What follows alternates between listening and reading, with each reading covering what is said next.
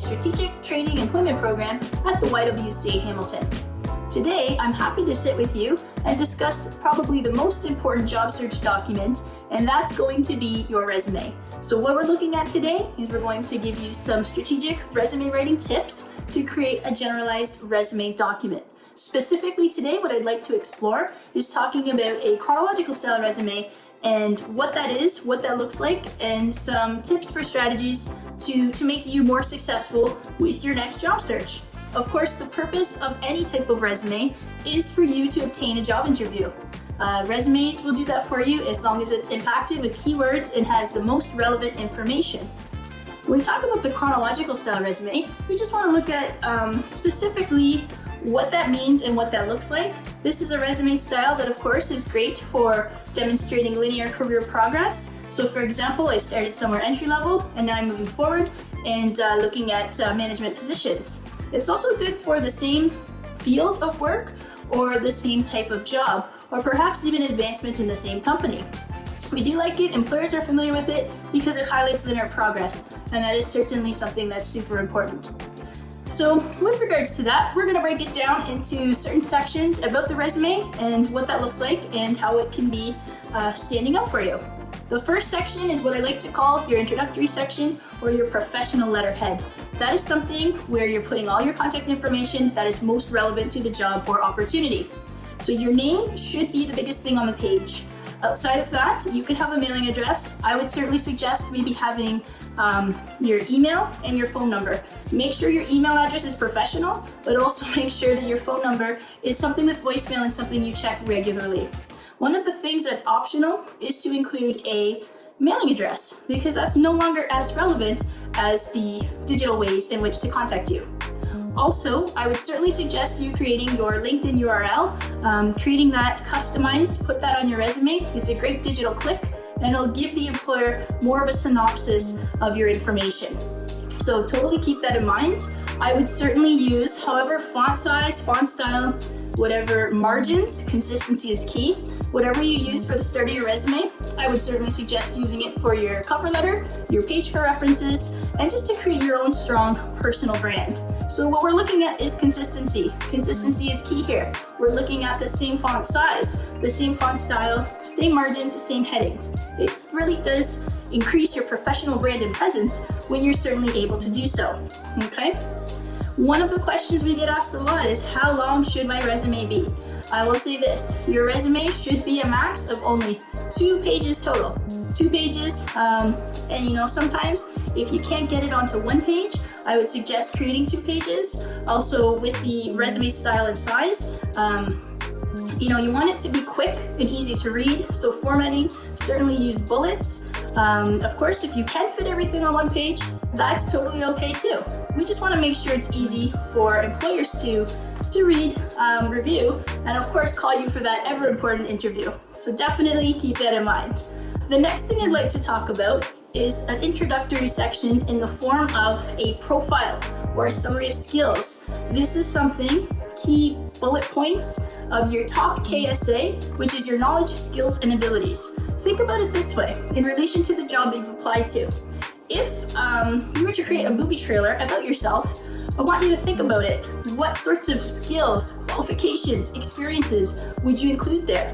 What would a hiring manager, go ahead, put on that hiring cap and ask yourself, what would a hiring manager want to know about me at the very start in the introduction? I would say anything like 3 to 6 bullet points is probably ideal. Anything more than that, and it's no longer a profile, it becomes more of a short story. So definitely keeping that in mind. Things that you can include are your years of experience, technical skills or hard skills, because they're certainly helpful, and any hard skills you might have, soft skills you might have developed along the way. One of the things is to make sure, again, do I stand out? How does that look? How does it read? Anytime you're creating a document, I would certainly suggest reading it out loud so you can really pick up for those jarring constructions and really seeing or hearing, does it sound okay? Because lots of times if it doesn't sound okay, there's probably some type of nuance or spelling or typo or grammatical error that we can certainly fix. So we understand the importance of a profile as an introductory section. Also, people have called it summary of skills. People have called it highlights of qualifications. It's whatever you'd like to introduce yourself. It's like the beginning of the conversation, and the rest of the resume becomes part of the dialogue. So the next piece, of course, it's certainly most important, is your experience. What did you do? How did you do it? Why is it unique? I would certainly keep this in mind.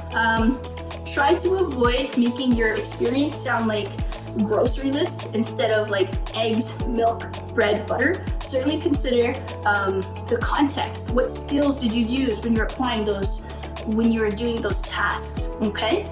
You want to put your position title first and in bold, because what you've done is far more important than where you've done it. So position title, company name, location, and date. And of course, verb tense is certainly important. Not everything needs to have perfect balance on a resume, and I think that's an important strategy. Maybe something stood out more so for you, so that can come to the forefront than any other experience. Essentially, how you can really write the resume strategically is asking yourself this: if an employer were reading this resume, what sort of knowledge, skills, and abilities would they want to see? And that's something you should keep in mind. The next section is your education or professional development. Keep in mind, what are all the things you've been doing to keep current and relevant in your field? If you're in education or have post-secondary to share, I would certainly suggest adding things like courses that you've taken, skills developed, areas of interest or specialization, even hyperlinking that to, especially if you're applying things digitally, putting a hyperlink of the program information and then letting an employer click on that link so they can really see the extent of the work that you've completed.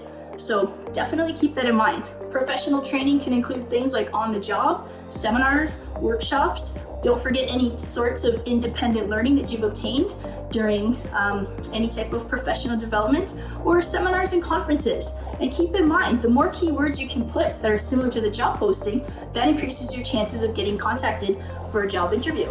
How often should you update your resume? I would like to say, even if you are not in active job search mode, I would certainly suggest updating it once per season, because every 3 months is probably the same amount of time that you've completed a project at work. It's probably a new course or skill that you've developed. Maybe you've finished something, maybe you've started something. The last thing you want to do is be in a situation where you're applying for that dream job, you have minutes left to apply, and the last time you updated your resume would have been like 2-3 years ago. So definitely keep that in mind. Have people help you and critique your resume. That's where resume experts come in. They can really help, assist, read things out loud, and give things proper context. The last section, and certainly not the least to talk about, is your volunteer or your community involvement. Those are your passion projects. Maybe you're on a team. Maybe you volunteered for a not-for-profit, or you were a coach or something. All experience has value, and definitely keep that in mind when you're articulating on your resume about your volunteer experience. Don't just put volunteer, give that context. Treat everything as paid work experience, because that's the experience that's going to market you effectively to the employer. So just some final notes. You should tweak your resume as per each job. I know that's a harder thing to do, but certainly keep that in mind. The more that you can target and create those documents, the more successful your job search will be. So we do have our contact information. We want to thank you for your time, and hopefully you'll stick around for some more videos.